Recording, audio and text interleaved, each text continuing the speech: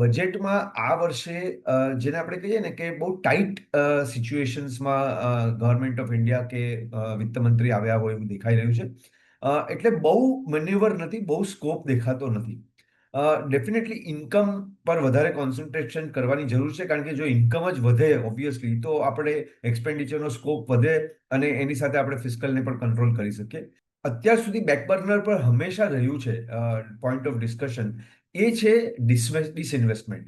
I think monetization of PSUs અને monetization of various stakes from the government of India જો આપણે સરખી રીતે કરીએ અને એને કારણે જો આપણે જે ઇન્કમ નું એક્સપેક્ટેશન્સ કરીએ, દર વખતે 1,00,000 કરોડની આસપાસ નંબર આવતો હોય છે અને એકચ્યુઅલ નંબર પછી ઘણો ઓછો આવતો હોય છે. તો I would stress more on the disinvestment number this year. That is the most important data points to be watched for. Coming back to on the expenditure side, I think expenditure સાઇડમાં પણ બધા જ જે concentrate કરશે એ છે capital એક્સપેન્ડિચરનો number. અને capital expenditure મારા ખ્યાલથી લગભગ નોમિનલ જીડીપીનો જે ગ્રોથ હોય 8 થી 10% આસપાસનો, એની આસપાસ જે ગ્રોથ નંબર આવશે, then people in the markets will be okay.